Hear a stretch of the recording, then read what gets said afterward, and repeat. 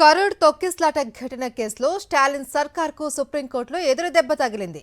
ఈ కేసు విచారణను సీబీఐకి అప్పగిస్తూ సర్వోన్నత న్యాయస్థానం ఆదేశాలు జారీ చేసింది. న్యాయమైన నిష్పక్షపాత దర్యాప్తు పౌరుల హక్కు అని పేర్కొంది. సుప్రీం ఆదేశాలపై హర్షం వ్యక్తం చేసిన టీవీకే నేతలు విజయ్ పార్టీని అణిచివేయాలి అని డీఎంకే ప్రయత్నిస్తుంది అంటూ తీవ్ర ఆరోపణలు చేశారు. టీవీకే అధినేత విజయ్ కరూర్లో నిర్వహించిన ర్యాలీలో జరిగిన తొక్కిసలాట ఘటనపై సుప్రీంకోర్టు సీబీఐ దర్యాప్తునకు ఆదేశించింది. దీని పర్యవేక్షణకు సుప్రీంకోర్టు మాజీ న్యాయమూర్తి జస్టిస్ అజయ్ రస్తోగి నేతృత్వంలో 3 సభ్యుల కమిటీ ఏర్పాటు చేస్తూ ధర్మాసనం ఉత్తర్వులు జారీ చేసింది.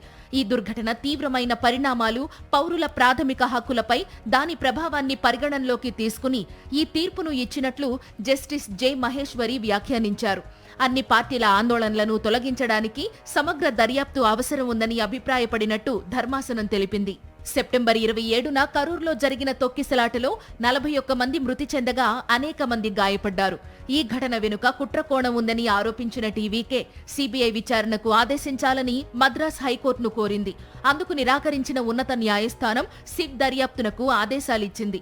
ఈ సందర్భంగా విజయ్ పార్టీ నాయకులపై తీవ్రస్థాయిలో ఆగ్రహం వ్యక్తం చేసింది. తొక్కిసలాట తరువాత టీవీకే నేతలు అక్కడి నుంచి వెళ్లిపోవడంపై మండిపడింది.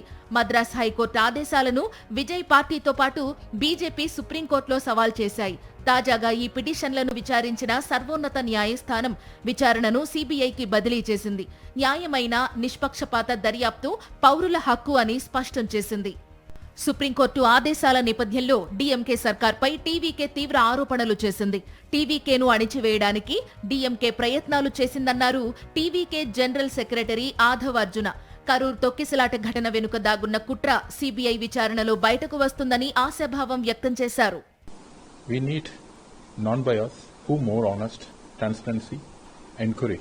The system we have to start in Tamil Nadu.